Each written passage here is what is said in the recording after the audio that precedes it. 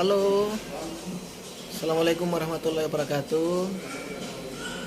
Bapak Ibu sekalian, kali ini kita akan mengomentari soal pekerja migran Indonesia ya, yang kasusnya sementara ramai di media sosial atau media online ya, media massa, bahwa ditemukan terdapat ada data yang dibeberkan oleh koalisi buruh migran berdaulat, yang mana sekitar 100 lebih PMI di Malaysia berdasarkan data dari 2001 sampai 2022 itu para pekerja migran Indonesia atau PMI ini diduga meninggal dengan kondisi yang tidak wajar. Artinya dalam data yang dibeberkan oleh NGO disebutkan bahwa sebetulnya kematian yang dialami oleh para korban PMI dalam hal ini adalah sebuah kematian yang sebetulnya boleh dicegah ya. Nah, kematian ini diduga terjadi karena sikap ketidakadilan atau perlakuan kekerasan, perlakuan yang melanggar HAM yang diduga dilakukan oleh otoritas pemerintah Malaysia ya, atau yang kita sebut sebagai pihak yang diminta untuk bertanggung jawab dalam kasus ini.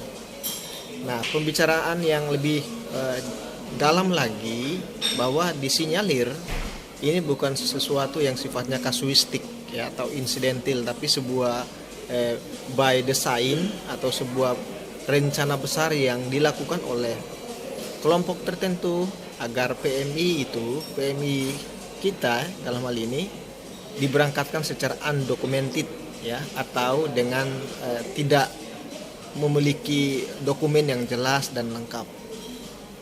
Nah, ini peristiwa yang sangat berbahaya tentunya, yang sangat mengancam nasib dan kehidupan pekerja migran Indonesia. Kita berharap bahwa semua pihak harus berbondong-bondong, kerja bersama, gotong royong, kerja bareng untuk menyelesaikan kasus-kasus kekerasan terhadap pekerja migran Indonesia, praktek penindasan, praktek kesewenang-wenangan dilakukan oleh siapapun itu, baik oleh negara Malaysia misalkan, atau dari oknum siapapun itu, tidak bisa kita tolerir. Kita kutuk, kita dorong untuk dituntaskan kasus ini. Ya, kita berharap bahwa proses pelindungan terhadap pekerja migran Indonesia dilakukan secara komprehensif, secara holistik, dari hulu hingga hilir. Itu komitmen kita bersama. Ya, kita juga berharap bahwa masyarakat dari desa, pemerintah kecamatan, kabupaten, kota, provinsi, hingga pemerintah pusat bersatu padu, satu frekuensi kita untuk benar-benar kita memperketat pelindungan, pengawasan terhadap pekerja migran Indonesia agar mereka tidak diberangkatkan secara ilegal, mereka juga tidak menjadi korban daripada para cukong ya, para pemodal, para sindikat, oknum-oknum yang tidak bertanggung jawab, yang hanya bertujuan untuk mencari keuntungan dan memanfaatkan para pekerja migran Indonesia. Mungkin itu yang bisa menjadi pengantar dalam diskusi kita kali ini. Terima kasih. Billahi taufiq wal hidayah. Wassalamualaikum warahmatullahi wabarakatuh. BP2MI. Jadi ini saya ingin meluruskan persepsi yang keliru tadi.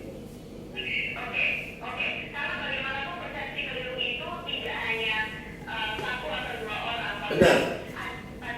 Yang kemudian juga meminta bahkan dibuat satgas karena menilai ada lembaga yang mengurusi pekerja migran Indonesia tidak bisa bekerja dengan baik dan tidak bisa melindungi pekerja Indonesia. Iya. Secara spesifik Pak Dasko tadi tidak menyebut BP2MI. Saya yakin Pak Dasko tahu persis yang mandatori undang-undang pada siapa terkait pelindungan PMI selama mereka berada di luar negeri. Perlukah ada satgas menurut Anda, Pak Beni? Sebetulnya terlalu Memiliki sekarang ini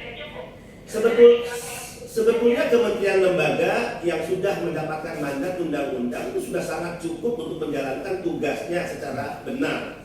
Yang paling penting adalah kemauan politik. Misalnya kalau bicara Satgas Perlindungan, karena kalau bicara mereka PMI ya, yang dulu dinyatakan undocumented, yang dulu dinyatakan unprocedural, persoalannya adalah persoalan di hulu. Bagaimana semua pihak sepakat untuk melakukan pencegahan secara serius sebelum mereka berangkat ke negara-negara penempatan yang diberangkatkan secara tidak resmi. Nah, kalau ini dijalankan secara baik dan fungsi Satgas TPPO berjalan secara benar,